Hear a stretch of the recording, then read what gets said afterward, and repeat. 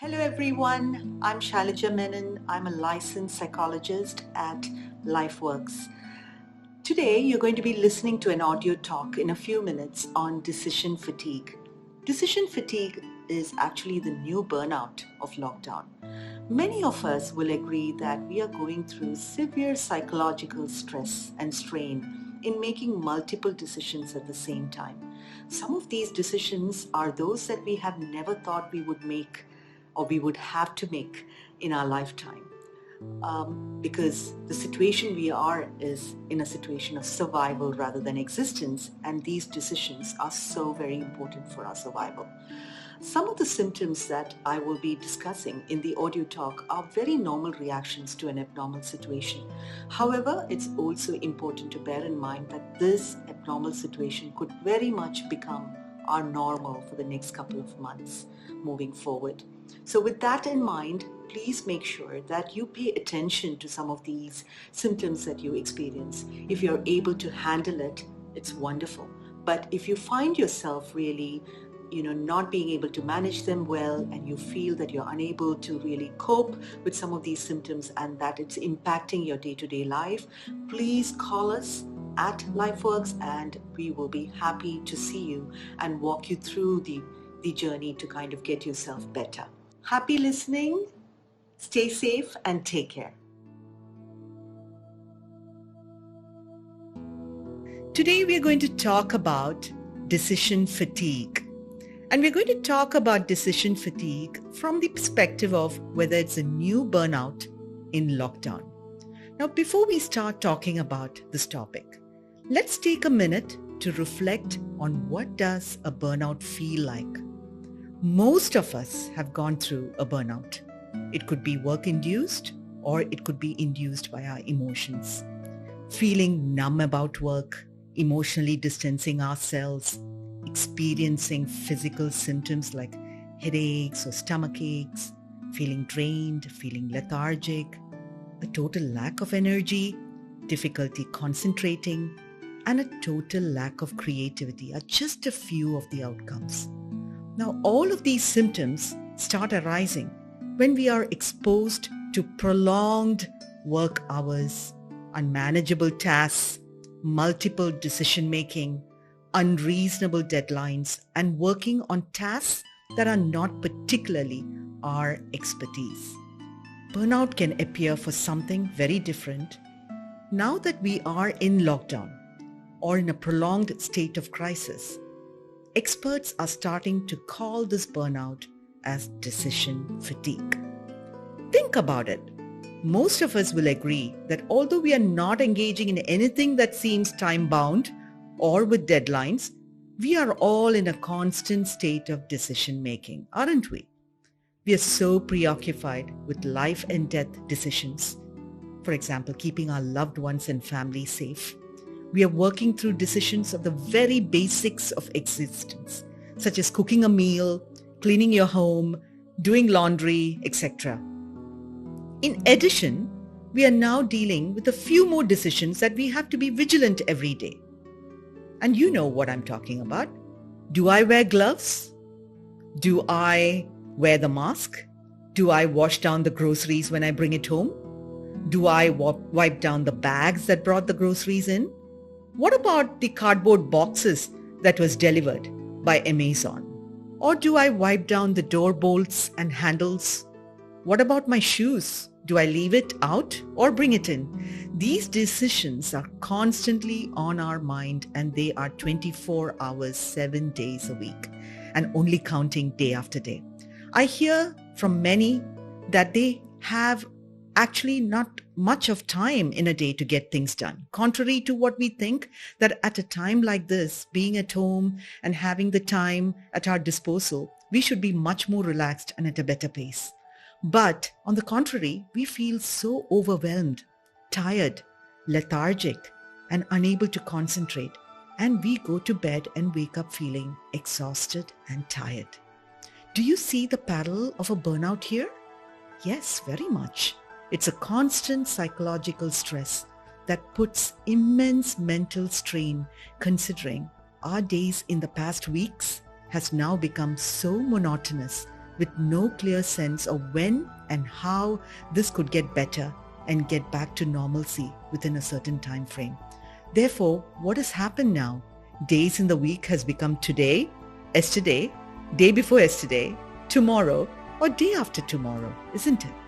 We have lost count of the days and dates of the week.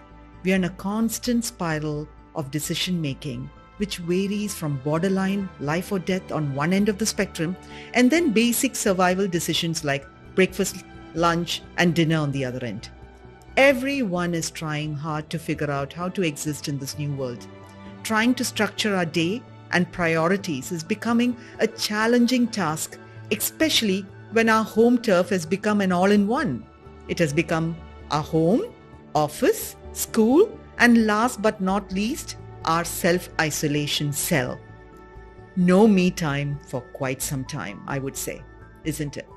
This decision fatigue, accompanied with the pressures that we are put through to make informed, responsible, smart decisions and choices about our well-being for ourselves, our families, and our community, has in some way led to a pandemic-specific burnout, alias decision fatigue. Please remember, experiencing some emotional exhaustion and anxiety is totally normal. But the problem is that many of our usual coping mechanisms have truly vanished. For instance, taking a walk, going to the gym, meeting a friend, and talking things out, to name a few. Getting back to some of our usual coping mechanisms might take time. So it is important for each one of us to find alternative ways to de-stress and de-fatigue. They have to be what works for you. It can be, for example, to sit in silence, or maybe to meditate, to do yoga, read a book, listen to music, paint or draw, or even binge on Netflix or potato crisps. Whatever works for you. The focus is making sure that you stay the course and combat your decision fatigue with a few workable tips. Now, the objective here today is to limit your number of daily decisions. Now, let's see how we can do that. So to start off with, I'm going to share some very simple coping tips that each of you can kind of put to practice and really combat this decision fatigue. So the first one that I'm going to share is make fewer decisions every day. Learn to recognize the difference between urgency and emergency. Review how important it is to make a particular decision today. If it can wait, let it wait. Everything cannot be top priority for it to be done now. Second, delegate decisions. Hand over some of the decisions you usually make, whether it's work or home related, to another colleague or family member during this lockdown. Your plate is already quite full. Ask for help and develop a team spirit with your office colleagues and within your home. Make big decisions first thing in the morning. This is the best time of the day. You're just waking up. You have much of the day ahead of you to still work with. And therefore, there's a sense of feeling that you can achieve much, much more. So get it done first thing and one less thing to worry about. The fourth, limit your options and keep your decisions simple. You already have a lot to handle and your mind is constantly in a state of alert with decisions to make. For example, if you go into a grocery store to pick up a bottle of cooking oil, this might not be the time to go over all the different oils displayed on the shelves in the aisle, to check where they are made or what the ingredients are. Instead, pick one which would be most useful and most economical for you. Your decision need to be that simple. Not more than few minutes to pick up that bottle of oil and head back. Current situations warrant quick decisions.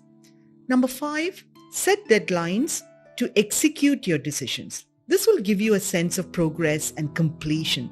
All the more it will also help you to visually cross out one decision off from your checklist. Go minimal. Draw the excess commitments out of your life and drop it. Take a look at your list. This is a very uncertain time in everyone's life and has its own level of stress. So having fewer tasks on your plate will lead to fewer decisions, and this will help you to feel in control of the choices you make. Number 7, to me, this is very important, and I think one of the most important coping tips. Routine, routine, routine. Establishing daily routines will help you to minimize and simplify your choices. Having firm habits and a strict routine will help you to put certain decisions on autopilot. For example, waking up time, your meal time, your office, work time, your exercise and relaxation time, and going to bed time. All of this instead of leaving it loose-ended. When you have a fixed routine around each of these activities, they are a lot more easier to handle. These are major decisions and they need to be off your plate.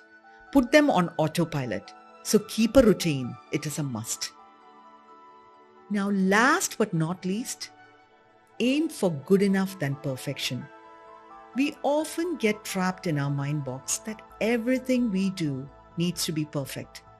You will agree that puts a lot of pressure to do things, right? Because if we don't, any wrong thing will ruin everything. So it is okay if your meal is burnt once in a while, or if your child is glued to the computer longer than agreed, or your spouse did not get the dishes done as agreed. Take a deep breath, let it go, as these are little things in the bigger picture. Focus on what you could get accomplished, and it might be a lot more than you expected. Celebrate it and be kind to yourself. You might have achieved and accomplished a lot more than you thought you could for the day. So be kind to yourself and be gentle with yourself. It's all about pushing through one day at a time now. So as we come to the end of the talk, we will come back with another interesting topic in our next session. So signing off, stay home, stay safe.